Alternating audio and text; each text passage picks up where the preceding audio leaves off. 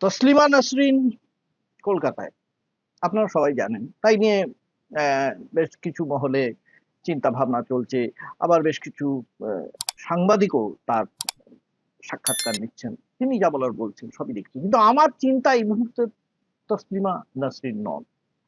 আবার চিন্তা সত্যি কথা বলতে বিজেপিকে নিয়েও নয়।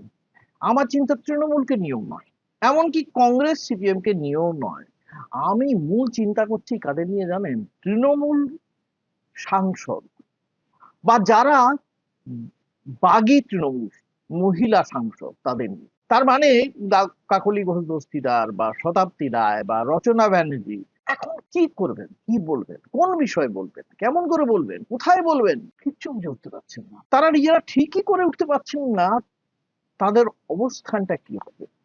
বিশেষত নারী সুরক্ষা বা নারীর ক্ষমতায়ন প্রসঙ্গে তাদের কি ভাষ্য হবে। এবং সবচেয়ে বড় কথা, এই যে এত বড় আন্দোলন হয়ে গেল, ছাত্র ছাত্রীদের পড়ুয়াদের আন্দোলন, যার আঁচ উত্তাপ কলকাতায় এসে পড়লো, তারপরে তারা ক্যামেরার সামনে বিশেষ আসতেই পারলেন না, বলতেই পারছেন না কি অবস্থান তাদের। বিজেপির একটা অবস্থান আছে, তৃণমূলের একটা আছে, মানে তৃণমূল মানে মমতাপন্থী তৃণমূলের একটা আছে।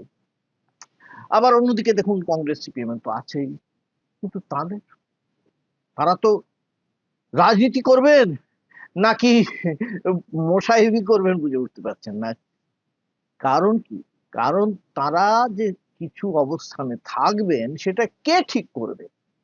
তারা একটি ক্ষুদ্রাতি ক্ষুদ্র রাজনৈতিক দলের সদস্য হয়েছেন বলে নিজেরাই জানিয়েছেন। এখন সেই দলের আদর্শটা কি বা কোন বিষয়ে তারা কি কথা বলবে, তাদের কে বলে দেবে? সেই দলের রাজনৈতিক অবস্থানই বা কি, কে বলে দেবে? দেখুন, তিনটি ঘটনার কথা আমি বলছি আজ।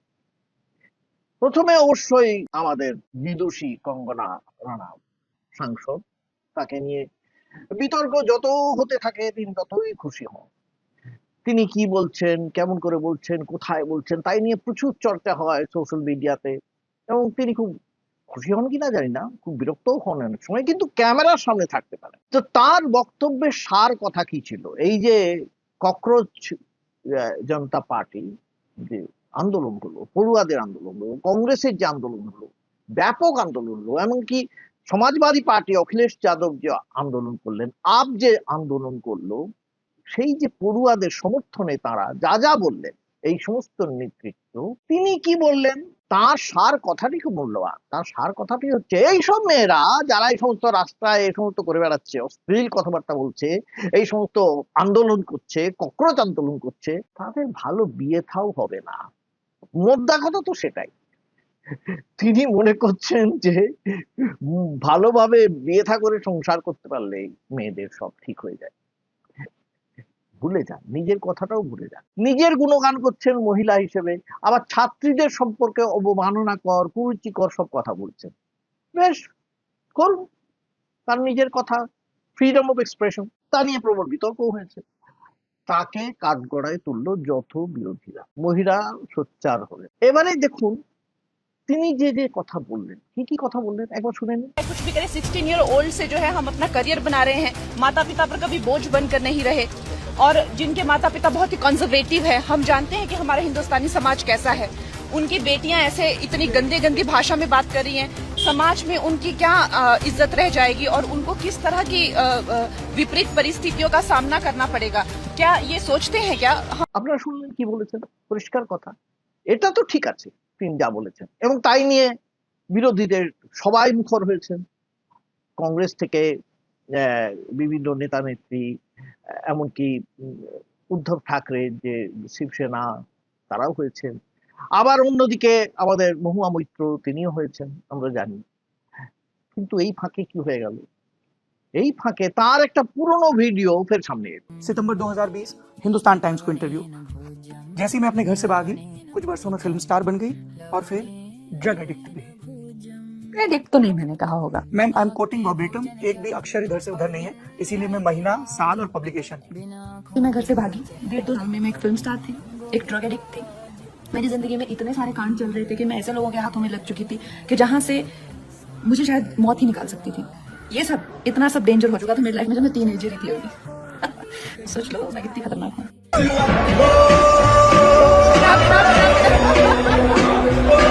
এবার দেখুন এই যে বাগী তৃণমূল মহিলা সাংসদেরা এবারেও চুপ, মুখে কুলুপ, একেই বলে বিপাকে পড়া। তাদের অবস্থা হলো ন যজৌ ন তস্থৌ, চাচা আপন প্রাণ বাঁচা বলে চুপ করে বসে আছেন। এবার কঙ্গনাকে বাদ দিন, এবার দেখুন নতুন শিক্ষামন্ত্রী প্রহ্লাদ যোশী, তিনি বিলকিস বানোর ধর্ষকদের মাল্যদান পর্বে তাদের ক্লিন চিট দিয়েছিলেন, তারও সেই পুরনো একটা ভিডিও এখন ভাইরাল হয়েছে। It's such a heinous crime. People are saying, how can you release people who've been convicted of gang rape, murder? A child was also murdered. After having been in the prison for quite some time, if their behavior and all that, there are so many incidents. I don't want to go into detail. But do you personally feel it's okay that they were released? Or do you I have said no. When the government and the concerned people have taken decision, I don't want to make any comment on that, and I don't find anything wrong in that because it is done as per the process of the law. দেখলেন আপনারা, সাদে জহর সরকার বলেননি। জহর সরকার মানে আপনারা জানেন প্রাক্তন সাংসদ, তৃণমূলের, ছেড়ে দিয়ে এসছেন সবকিছু দুর্নীতি দেখে, আর তিনি বিজেপিকেও ছেড়ে কথা বলেন না। তিনি বলছেন, মোদ্দা কথা তাঁরও, তার কথা হচ্ছে টকের ভয়ে পালিয়ে এসে তেঁতুল তলায় বাস, ফ্রাইং প্যান টু ফায়ার। কেন? ধর্মেন্দ্র প্রধান ছিলেন, তার জায়গায় এসছেন প্রহ্লাদ যোশী। তিনি আবার আরেক কাঁটা উপরে বলছেন, তিনি যখন সংস্কৃতি সচিব ছিলেন তখন তিনি দেখেছেন এই মন্ত্রী মহাশয়ের শিক্ষার বহরটা কি অবস্থা, একজন মানে কি বলবো অতি উদ্ধত। তারপরে কি বলছেন ইংরেজি আগে শুনুন। Prahlad Joshi is Wars than প্রধান, আরো খারাপ প্রধানের চেয়ে। As MP and x culture secretary, বললাম আপনাদের, সাংসদ হিসেবে দেখেছেন এবং পূর্ব এই যে সংস্কৃতি সচিব হিসেবে দেখেছেন। I've tried discussing serious culture issues when he was culture minister. তিনি যখন সংস্কৃতি বিষয়ক মন্ত্রী ছিলেন তখন তার সঙ্গে জহর সরকার কিছু আলোচনা করতে গিয়েছিলেন। Found him quite unpleasant, disinterested and useless. Joshi combines his inborn inanity and minimal education with his total communal commitment and arrogance. প্রবল উদ্ধত কমিউনাল কমিটমেন্ট। তা এইটি হচ্ছে মূল কথা, মুদ্রা কথা, যেটা বারবার বলছি, এইটি হচ্ছে মূল কথা। মূল কথা কি? কমিউনাল, সাম্প্রদায়িক চিন্তা ভাবনা। সেইটিকে তিনি এবারে শিক্ষা জগতে ভালোভাবে প্রবেশ করাবেন। তারপরে সরকার বলেছেন, God save education from RSS predators and the dumb lot that surround Modi, এবং যত এই মূর্খের দল যারা মোদিকে ঘিরে থাকেন তাদের হাত থেকে এবং আরএসএস এর হাত থেকে দেশের শিক্ষা ব্যবস্থাকে যেন ঈশ্বর সেভ করেন, মানে বাঁচান। এই যে এত সময় কাণ্ড হয়ে গেল, তবু দেখুন এই বাগী সাংসদেরা কিছু বলতেই পারছেন না। কারণ বললে বিজেপি দাদারা দিদিরা রাগ করবেন। আবার কিছুদিন আগে নারীদের ক্ষমতায়ন বিষয়ে এনাই গলা ফাটিয়েছিলেন যখন মমতার পাশে ছিলেন। মমতা তখন নেত্রী, মহিলা নেত্রী, আর এনারাও সবাই মহিলা নেত্রী হয়ে গলা ফাটাচ্ছেন নারীদের ক্ষমতায়ন নিয়ে। এবার আরেকজনের কথাও যদি আপনারা ভাবেন, আগমার্কা আরএসএস, তিনি তামিল ভাষায় বলেছেন, যা বলেছেন তা ছাপার যোগ্য নয়। আপনারা একটু দেখে নিন কি বলেছেন। তিনি বলেছেন, এই সমস্ত যারা এখানে ছিল, এই ককরোচ জনতা পার্টির যেসব ছাত্রীরা, তারা ইনফ্যাক্ট তারা সেখানে তাদের উপর যদি লাঞ্ছনা করা হতো শারীরিকভাবে, আরো বাজে কথা বলেছেন, তাহলেও তারা নাকি খুশি হতো। এই কথা তিনি বলেছেন, ভেবে দেখুন। এরপরেও এই মহিলা সাংসদরা যারা কিছুদিন আগে মমতার সঙ্গে ছিলেন তারা চুপ। এরা কার ভোটে জিতেছেন? তৃণমূলের ভোটে জিতেছেন। তৃণমূল মানে মমতার ভোটে জিতেছেন। তো মমতার ভোটে জিতে, মমতার আদর্শ বিশ্বাস করে, মমতার আদর্শ কি ছিল আমার জানার দরকার নেই, একটি জিনিসের অন্তত ছিল যে হ্যাঁ বাবু, মহিলাদের আমাদের ক্ষমতায়ন করতে হবে। তিনি লক্ষ্মীর ভান্ডার করেছিলেন, মহিলাদেরই দিতেন, মহিলারাই সেখানে পেতেন। এখন সব পাল্টে গেছে, অন্নপূর্ণা ভান্ডার এখন কর্তারাও থাকছে সবচেয়ে, এবং অন্নপূর্ণা ভান্ডার কত পাচ্ছেন না পাচ্ছেন তাই নিয়ে বিস্তর বিতর্ক আছে, তাই নিয়ে আমি যাব না এখন। কিন্তু এনারা চুপ, এনারা একটি কথা বলছেন না। কারণ কি? কারণ এনারা আইডেন্টিটি ক্রাইসিসে ভুগছেন। এনারা কি? এনারা কি এনসিপিআই নাকি তৃণমূল নাকি বিজেপি? আসলে নিজেদের বিজেপি ভাবছেন। রাজনীতিতে ট্রেনি রচনা বন্দ্যোপাধ্যায় তো আবার মোদিজি আর শুভেন্দুর প্রশংসায় পঞ্চমুখ। তো বুঝলাম, প্রশংসায় দশমুখ হতেই পারেন, কিন্তু তিনি কি বিজেপির আদর্শ জানেন? তিনি কি সেটাকে মেনে চলেন? তিনি কি তার জীবনে সেইটাই কি অনুসরণ করেছেন? ভবিষ্যতে কি করবেন? সেই জন্য বলছিলাম, এই যে তসলিমা নাসরিন এলেন পশ্চিমবঙ্গে, এলেন কেন?